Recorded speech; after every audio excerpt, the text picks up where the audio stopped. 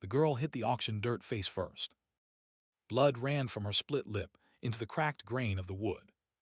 A boot pressed between her shoulder blades and held her there, while the crowd laughed and shouted bids.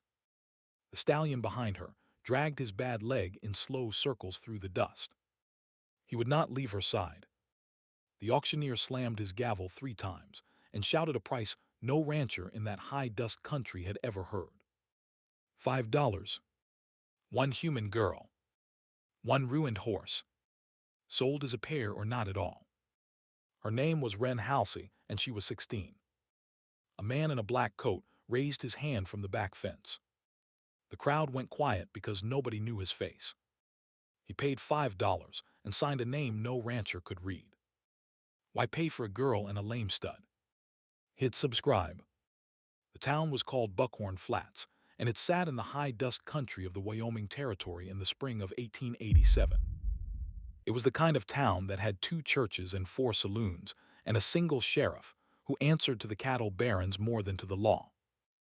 Wren Halsey had grown up 40 miles north of Buckhorn on a small parcel her father had carved out of public range before the big outfits had time to fence it.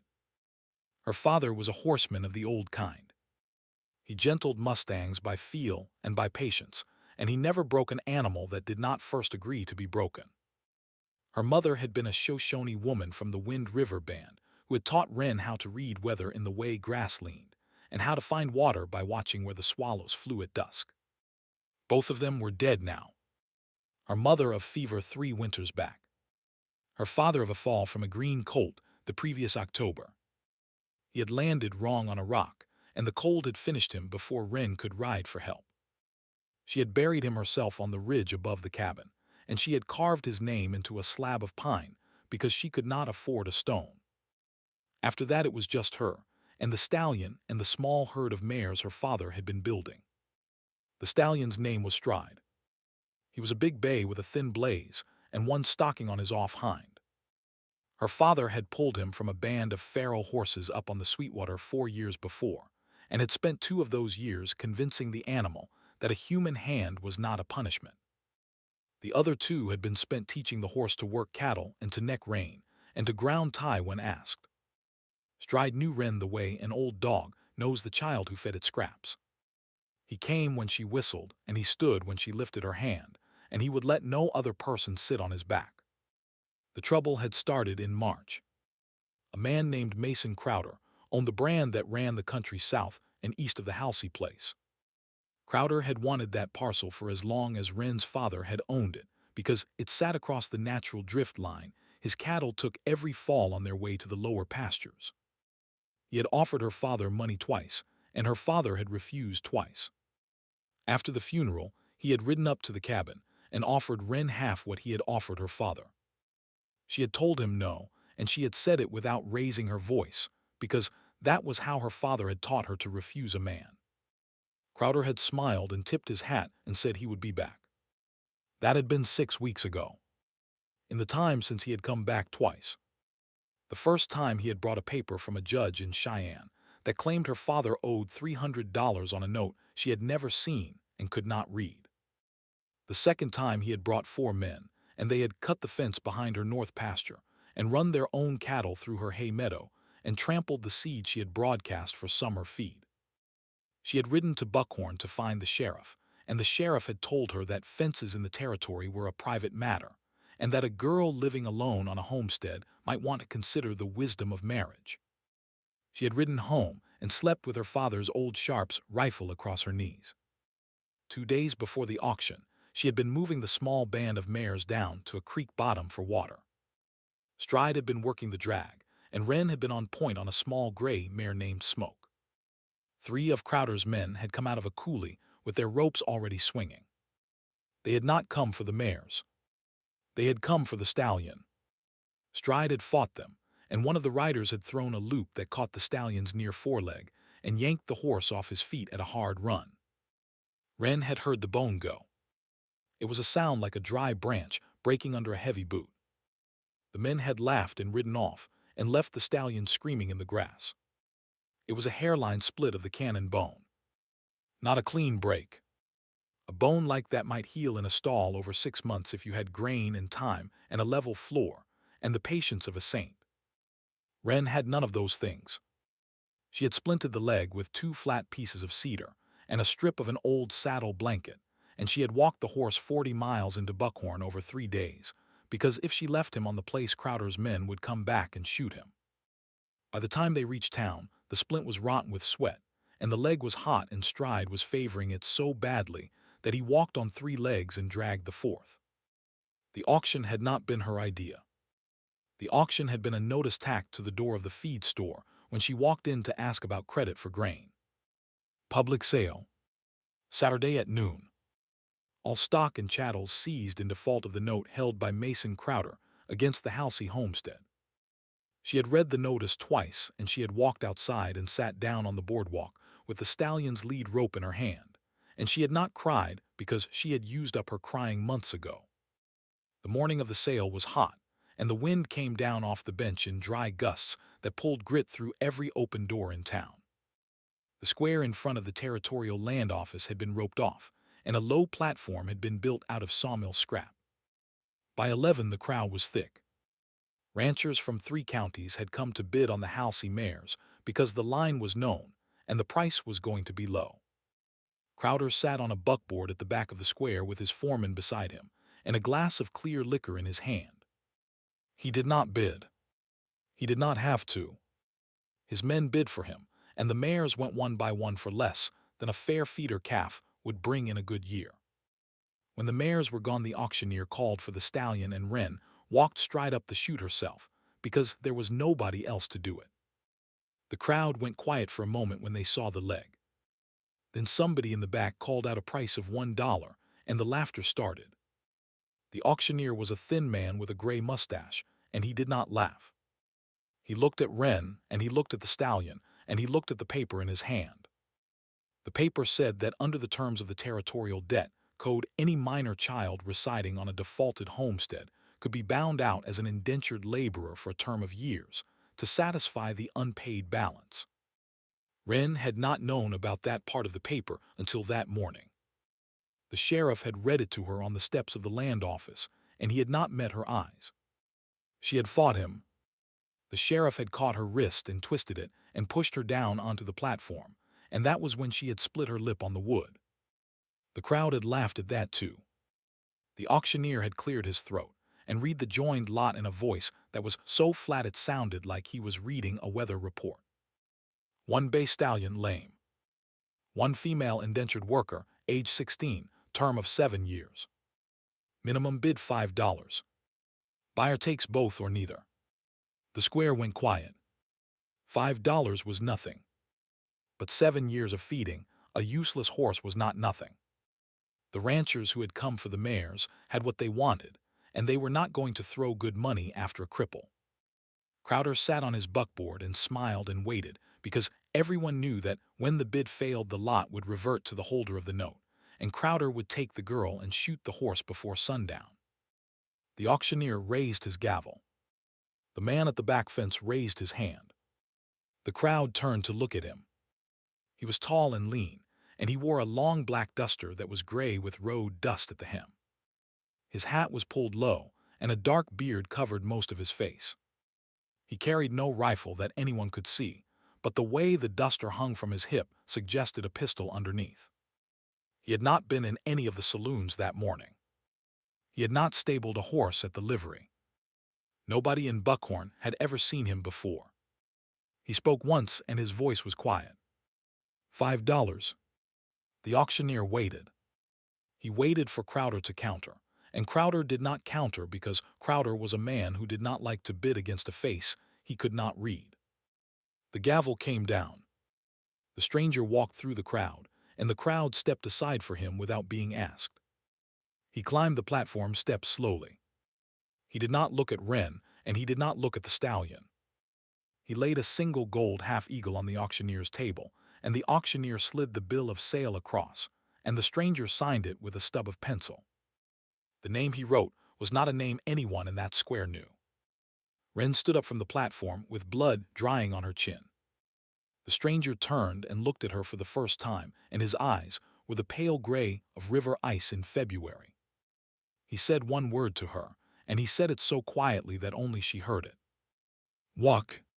She walked. The stallion followed her, because the stallion always followed her. The stranger walked behind them both. They went down the steps and across the square and out through the south gate of the rope line, and the crowd parted for them, and nobody said a word.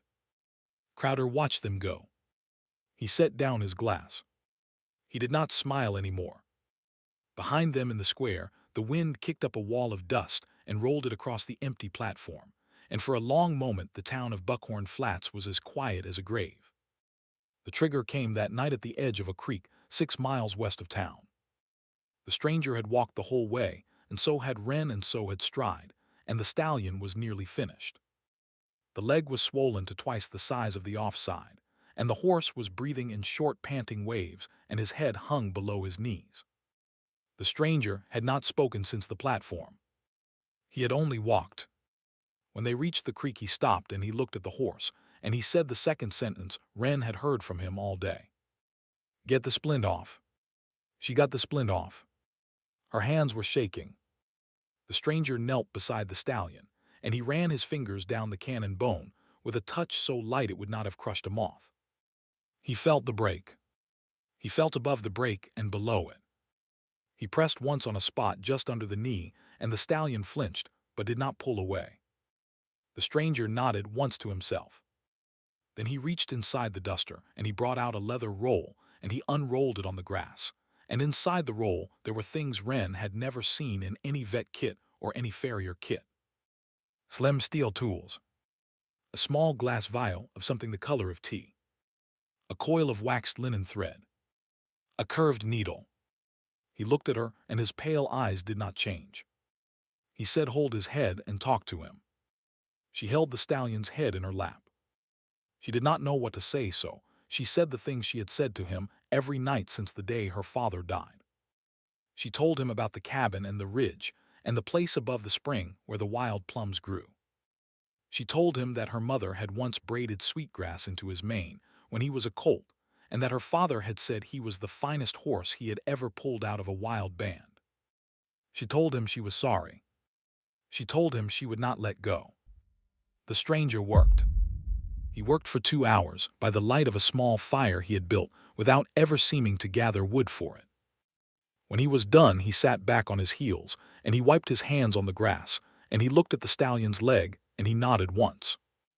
He will walk in 3 days, the stranger said. He will run in 3 months.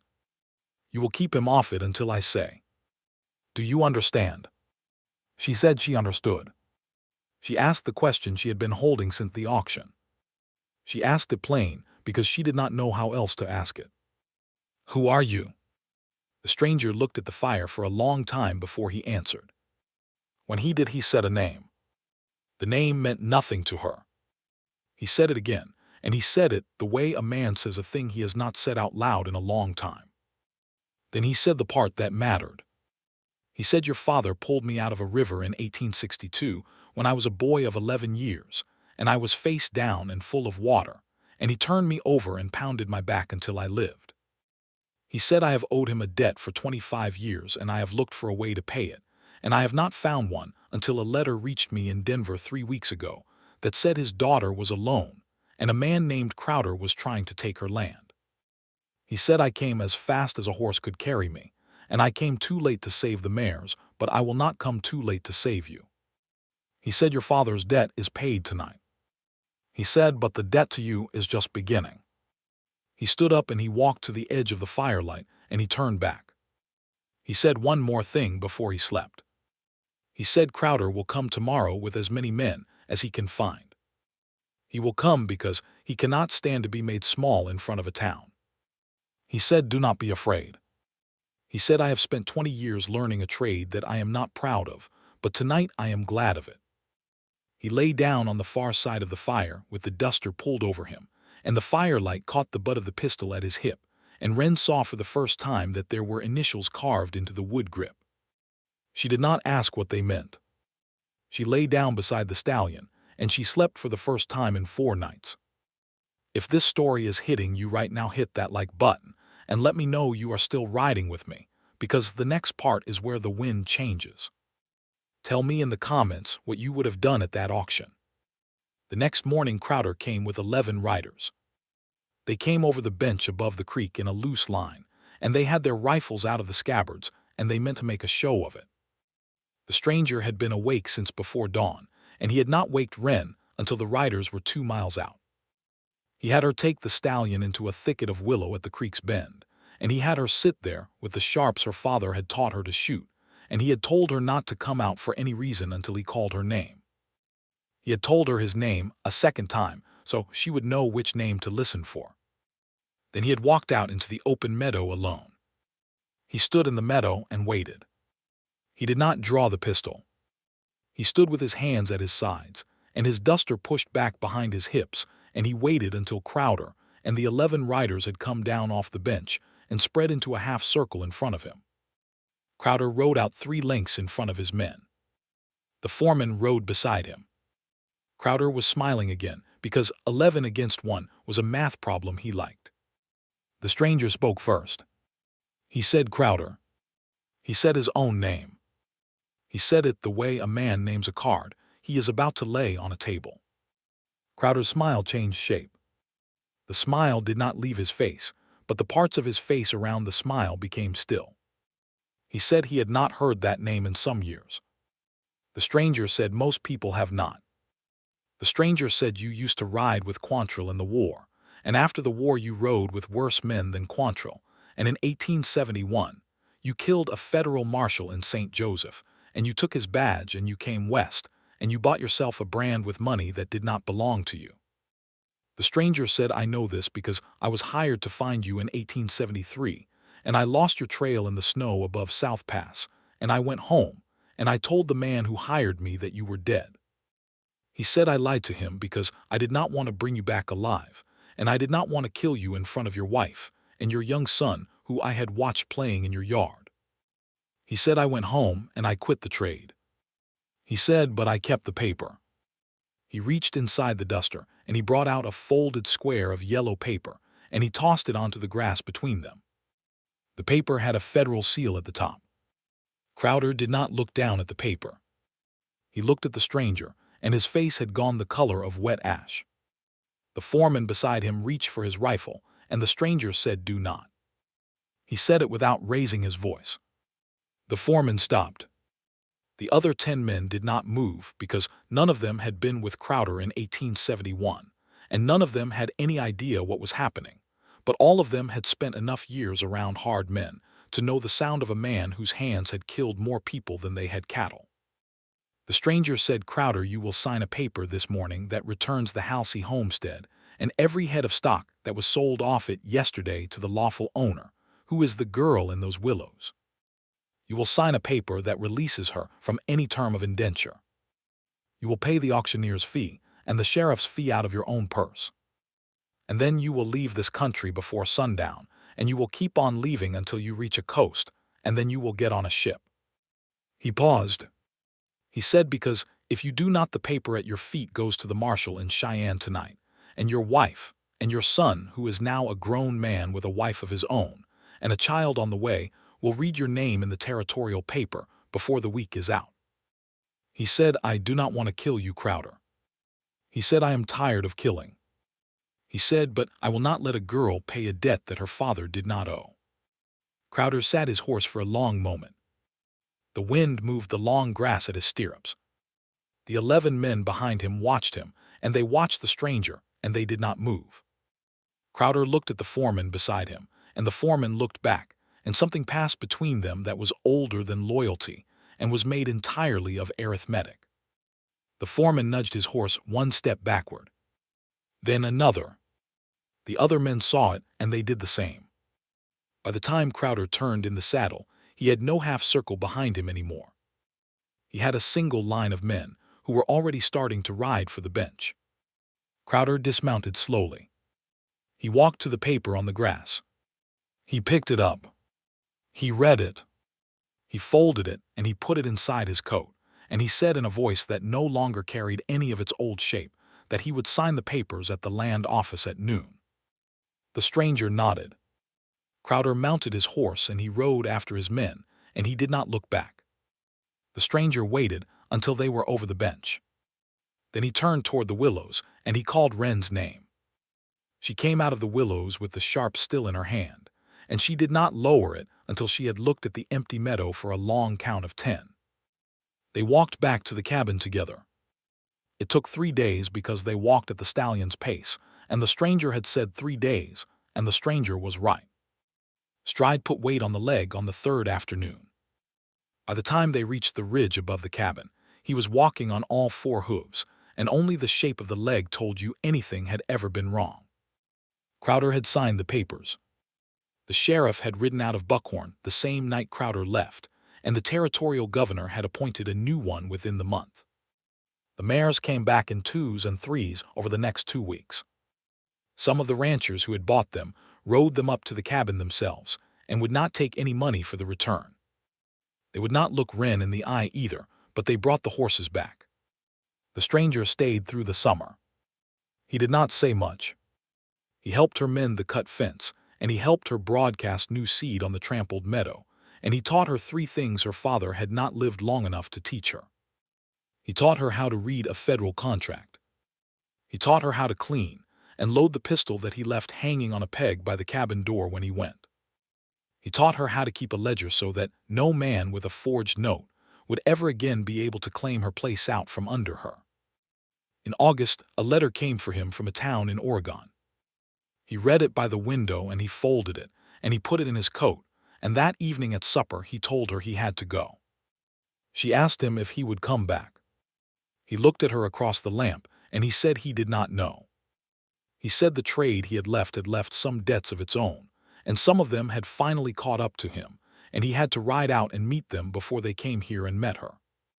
He said he had a wife in Oregon and a small daughter, and he had not seen them in 2 years because he had thought it would be safer for them if he stayed away.